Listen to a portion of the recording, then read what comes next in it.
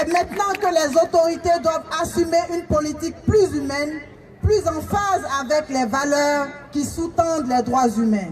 Les valeurs qui sous-tendent une cohésion sociale inclusive, c'est-à-dire régulariser toutes ces personnes qui vivent depuis des années sur le territoire belge pour redonner la dignité et le respect à ces êtres humains. Oui, pour nous, régulariser les sans-papiers participe aussi à la lutte antiraciste.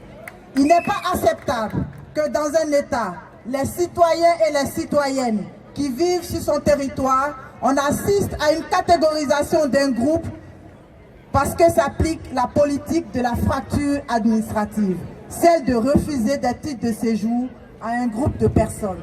Cela est inacceptable. Et la plateforme, aujourd'hui, elle se joint à cette revendication légitime qui est la régularisation des sans-papiers.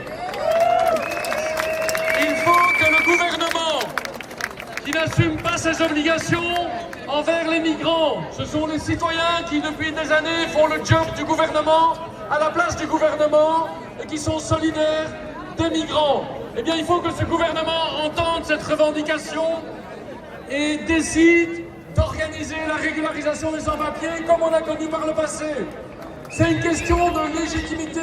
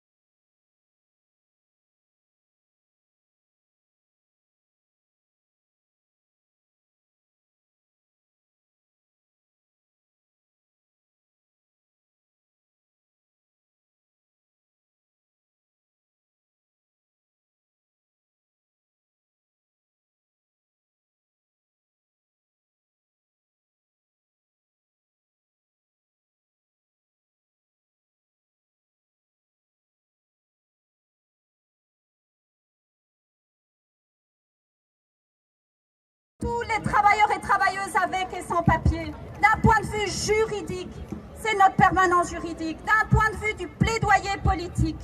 C'est important à l'heure de négocier avec les gouvernements, à l'heure de négocier dans les conseils économiques et sociaux. C'est important que les organisations syndicales aient à l'esprit qu'on ne peut pas défendre la solidarité entre les travailleurs et travailleuses réguliers sans défendre l'histoire, la vie et le travail des personnes sans papier. Il y a aujourd'hui 150 000 sans-papiers en Belgique. L'Observatoire de la santé en 2014 parlait de 100 000 et depuis lors il y a eu 20 000 demandes demandes d'asile en moyenne chaque année. 60% d'entre elles sont rejetées. Ces personnes sont prisonnières des frontières de l'Europe, qui coûtent tant d'argent justement aux contribuables. 15 milliards d'euros ont été dépensés en plusieurs années pour ériger des frontières au mur de l'Europe. Si on régularisait 100 000 sans-papiers seulement, ce serait 59 millions d'euros par mois dans les caisses de l'État.